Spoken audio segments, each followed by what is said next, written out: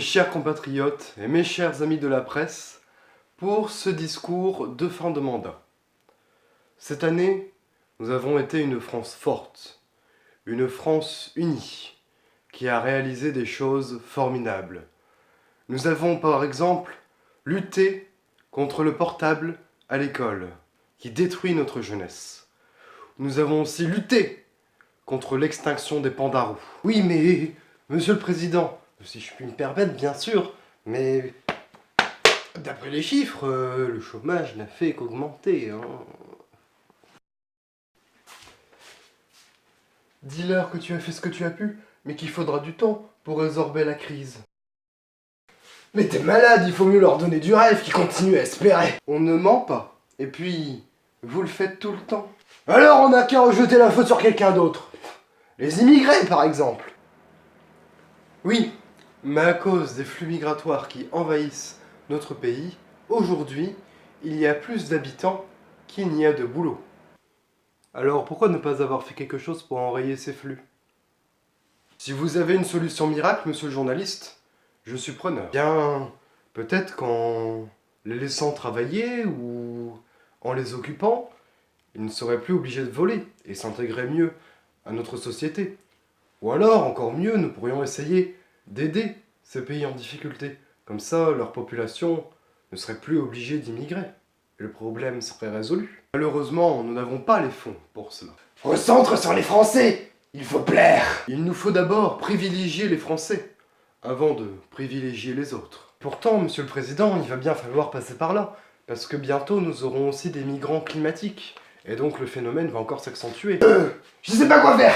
Trouve un bouc émissaire! Vite! Un bouc émissaire! Bah oui, d'accord, je suis d'accord. Mais lequel? Ah!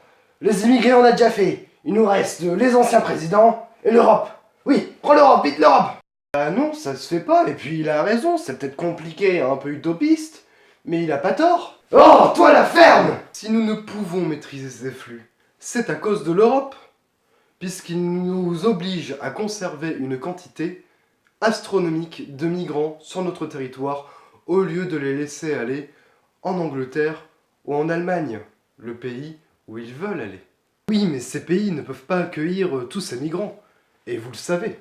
Ferme-lui sa gueule, ferme-lui sa gueule! Je vous remercie, monsieur, mais vous devriez laisser les autres parler. Hein, quoi, mais Oui, monsieur, allez-y, je vous écoute. Merci, monsieur le président. Et pour la sécurité, monsieur, que comptez-vous faire? Eh bien, nous allons renforcer les contrôles aux frontières, puisque, même si cela coûte très cher, la sécurité de nos concitoyens est primordiale. Nous allons bien évidemment, dans cette même optique, renforcer l'état d'urgence et le prolonger, puisqu'il nous a aidés jusqu'à maintenant à assigner à résidence de nombreuses personnes sans jugement. Ajoute que ce sont des terroristes, sinon ça va pas passer. Bien évidemment, toutes ces personnes étaient des terroristes. D'autres questions? Non? Très bien. Alors, il est temps de dire, comme le veut l'usage, et que vive la République, et que vive la France.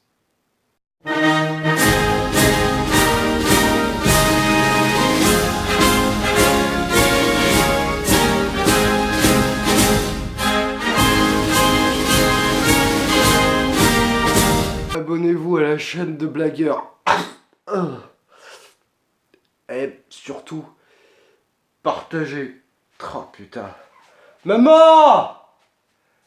Maman! M'a tapé!